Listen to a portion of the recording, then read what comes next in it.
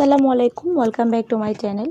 আজ আমি আবারও নিয়ে এসেছি আপনাদের জন্য মজার একটা রেসিপি, ইলিশ মাছের ডিম বোনা রেসিপি।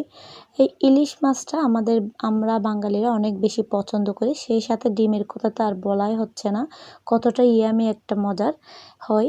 এই ডিমটা যদি এভাবে করে একটু ভুনা করে খাওয়া হয় আরও বেশি মজার হয়ে ওঠে এই রেসিপিটা, ডিম বোনার রেসিপিটা। আমি এখানে যে উপকরণগুলো নিয়েছি তা আপনাদের সাথে শেয়ার করছি। এই ইলিশ মাছের ব্যাপারটা সম্পূর্ণ আলাদা, এক্ষেত্রে সম্পূর্ণ মশলাটা খুব কমে ব্যবহার করা হয়। ঠিক ডিমের ক্ষেত্রেও তাই, আমি খুব সহজ করে দেখানোর চেষ্টা করছি। আমি এখানে নিয়ে নিলাম কয়েকটা ডিম, খুব বেশি বড়ও না ছোটো না, মাঝারি সাইজের।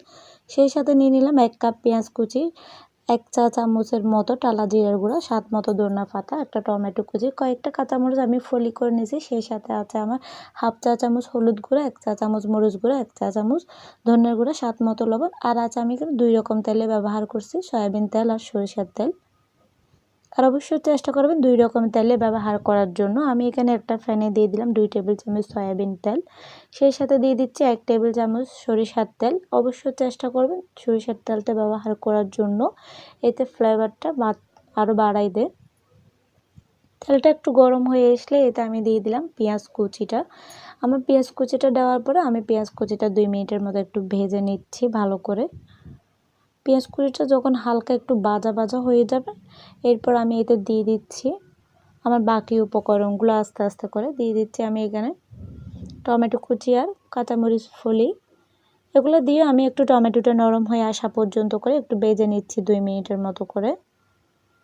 আমি চেষ্টা করছি রেসিপিটা খুব ইজি করে আপনাদের সাথে শেয়ার করার জন্য। আর যারা এখনও পর্যন্ত আমার চ্যানেলটা সাবস্ক্রাইব করেন নাই, সাবস্ক্রাইব করার অনুরোধ রইল। আর রেসিপিটা ভালো লাগলে অবশ্যই একটা লাইক করতে ভুলবেন না। সেই সাথে অবশ্যই কমেন্টস করে জানাবেন রেসিপিটা কেমন লেগেছে, এবং সেই সাথে বাসায় যদি ট্রাই করেন আমার সাথে শেয়ার করতে অবশ্যই ভুলবেন না। এরপর টমেটোটা যখন একটু নরম হয়ে এসছে, এতে আমি দিয়ে দিলাম শুকনো যে মশলাগুলো রাখছিলাম ওগুলো, মরিচ, ধনিয়া, হলুদ আর স্বাদ মতো লবণ দিয়ে এতে আমি অল্প পরিমাণ পানি দিয়ে মশলাটা ভালো করে মিক্স করে আমি 2-3 মিনিটের মতো মশলাটা কষানোর জন্য ঢাকনা দিয়ে দিচ্ছি। এই মশলাটা যত বেশি কষানো হবে তত বেশি রান্নাটা আরও বেশি মজার হয়ে ওঠে। মশলাটা যখন প্রায় কষা হয়ে গেছে, তেলটা যখন উপরে উঠে এসছে, এরপর আমি দিয়ে দিচ্ছি একে একে আমার ইলিশ মাছের যে ডিমগুলো রাখছিলাম ওগুলো। আমি এগুলো আগে থেকে একটু পরিষ্কার করে ধুয়ে রাখছিলাম। ডিমগুলো দেওয়ার পরে অবশ্য খুব বেশি নাড়াচাড়ার কিছুই নেই, কারণ ডিমগুলো যথেষ্ট নরম থাকে, সেজন্য হালকা হাতে নেড়ে আমি এগুলোকে ঢাকনা দিয়ে রেখে দিচ্ছি 3 থেকে 4 মিনিটের মতো।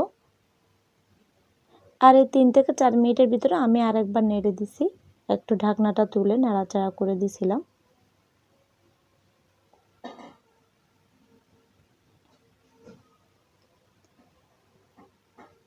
আমি আরেকবার নাড়াচাড়া করে দিছিলাম। এর ভিতরে ইলিশ মাছের ডিমটা প্রায় হয়ে এসছে, কষানো হয়ে গেছে। এতে আমি 1 কাপের মতো পানি দিয়ে দিলাম। পানিটা দেওয়ার পরে আমি মাছটা আর একটু নেড়ে ছেড়ে দিচ্ছি, পানিটার সাথে সবগুলো মশলা মিক্স করে নিচ্ছি।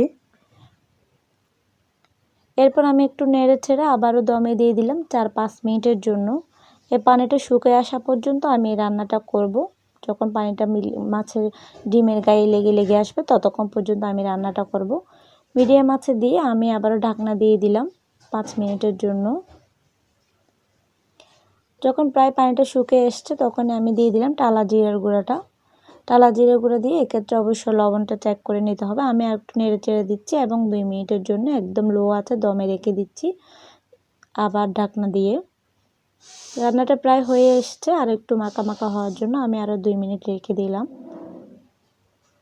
2 মিনিট পরে আমার ঝোলটা একদম লেগে লেগে আসছে ডিমের সাথে। এরপর আমি ধনে পাতাটা দিয়ে একটু নেড়েচেড়ে আপনাদের পরিবেশন করে দেখাচ্ছি। দেখলেনই তো কত সহজে এবং মজার করে এই রেসিপিটা তৈরি করা যায় বাসায়। এই ডিম ভুনা তো কতটা মজার, বাসায় ট্রাই না করলে হয়তো আমি বোঝাতে পারবো না। আর আমাদের দেশে বাংলাদেশে অ্যাভেলেবল এই ইলিশ মাছটা পাওয়া যায়, সেই সাথে ডিম তো থাকেই। এই ডিমটা যদি আপনারা এভাবে করে ভুনা করে খেয়ে দেখেন তাহলে বুঝতে পারবেন কতটা মজার হয় এই রেসিপিটা।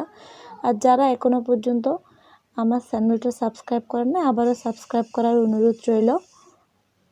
সবাই ভালো থাকবেন, ভালো খাবেন। আল্লাহ হাফেজ।